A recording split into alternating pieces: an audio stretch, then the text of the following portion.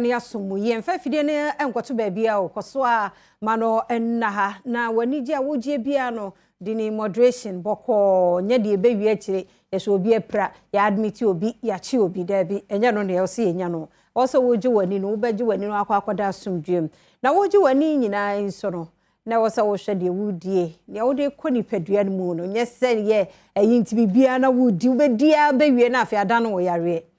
bibia wudi bia mu ani na ho ti yose ye hwe ya pomden ho ensam no nso eye ti mewo Dr. Michael Kojuchere Martin C4C homeopathic clinic hospital ewa haseya anope na da romanka fofie de nkado kadana nkajojo hunu debi oso waba na du mrese no kura na sometimes obi a ofie ti oso woni yedi nkomo ewo ya pomuden mu dog ya mu akwaba na bibi aboko de nyame adom ne ompa ye de nyame ase papa pa na fofie de sanke ni se ba na me fie akra me kotena se aye adwuma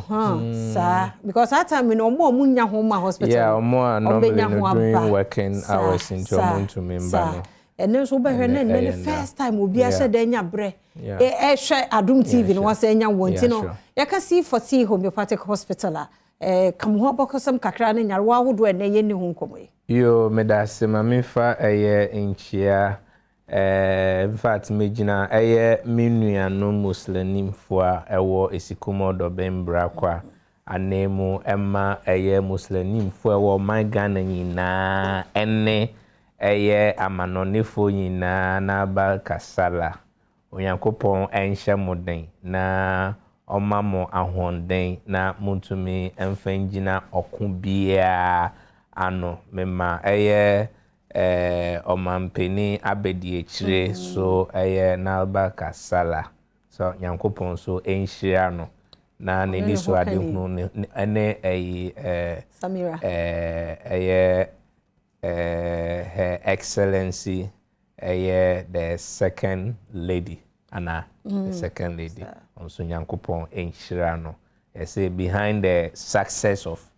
obia no bema bia na chese obabi de chire giant be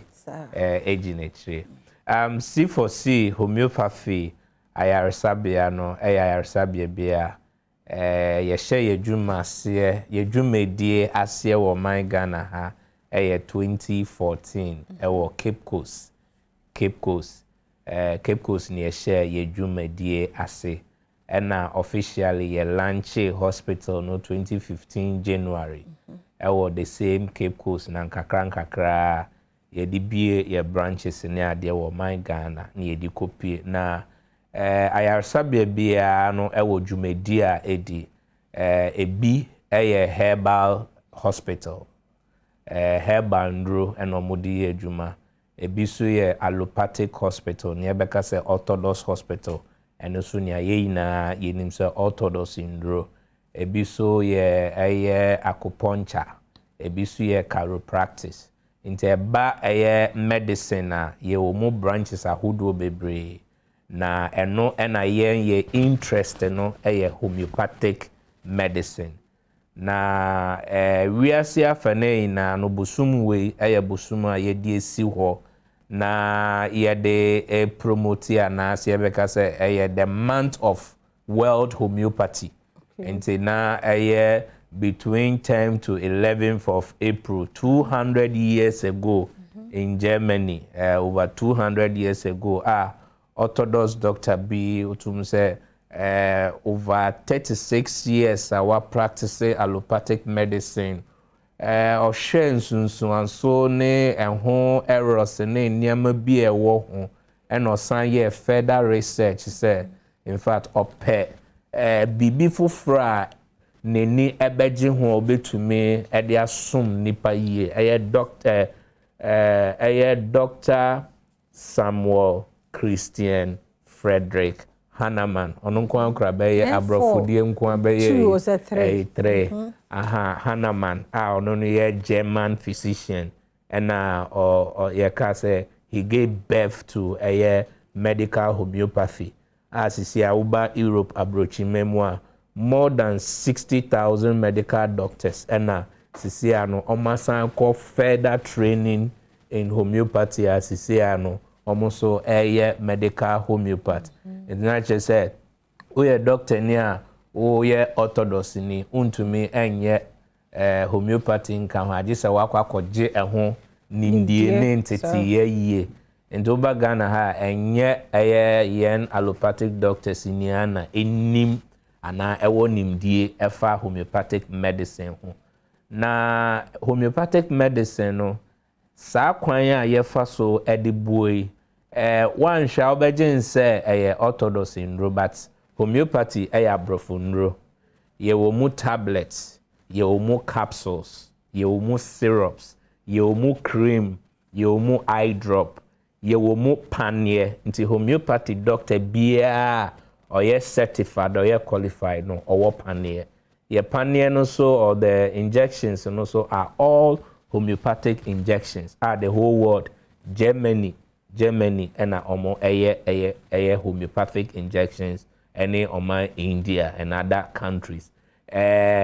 oba yen training so I say homeopathy nye bribia obekwa akoso makwakotna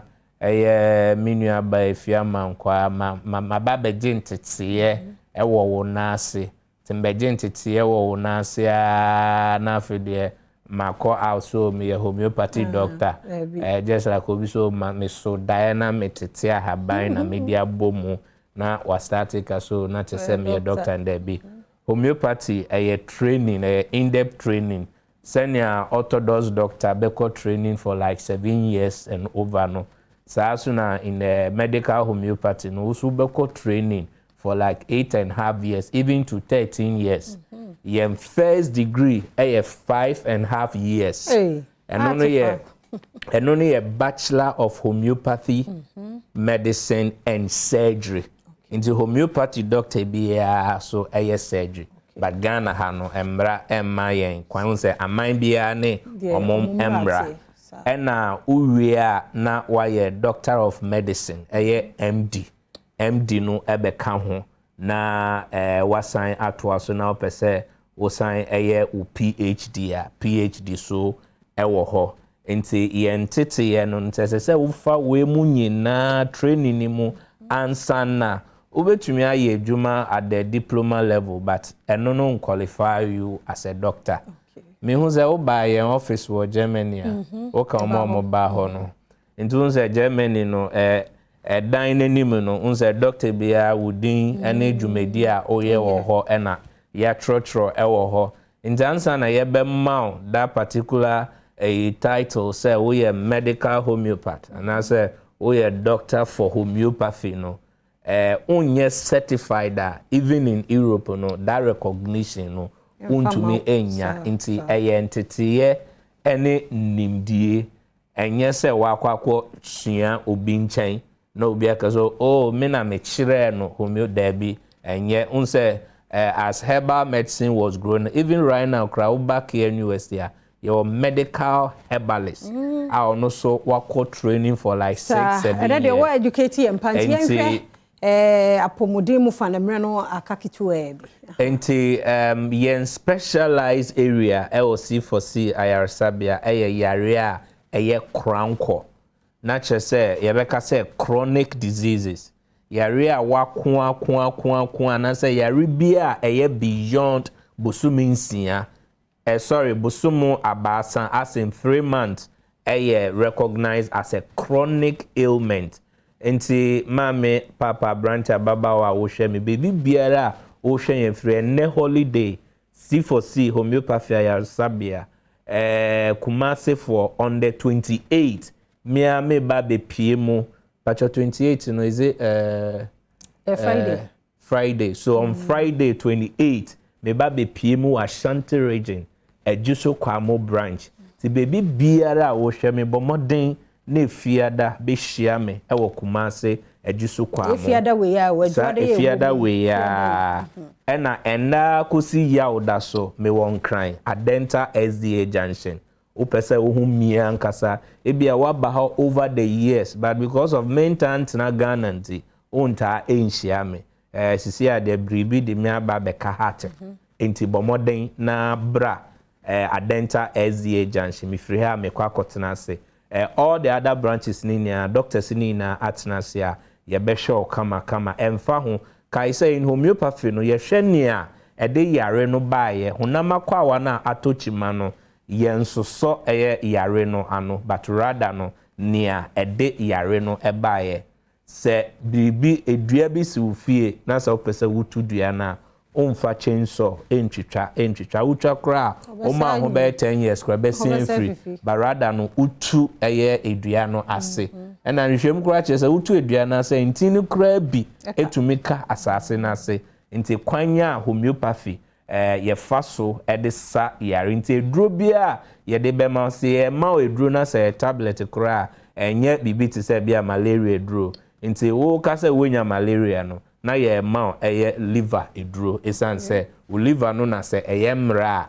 ma malaria no so etumi eye the female anopheles mosquito no so otumi nya kwan na otumi bubo unipedua nti honam akwa awan bia hunro na yakopon adom nyame ede achenya ye de ye adwuma ede som oman Ghana adawma ye nya contact no yeah most eneye ye nuanu muslim for day every way na ye only for ye nuanu package way 20% only for Muslims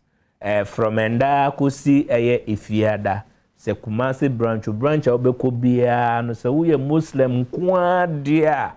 ubenya 20% discount wo ye Muslim ni kwa dia wo frɛ number se wo screen no enim fa wankasa wo busua ni bibia bra 20% discount ye beto ye boase na ya show ye maame no so ye Christopher ni ade so bomoden na bra ya mamo packages ache to the bomodem bra na ye ensure your number ni 050 00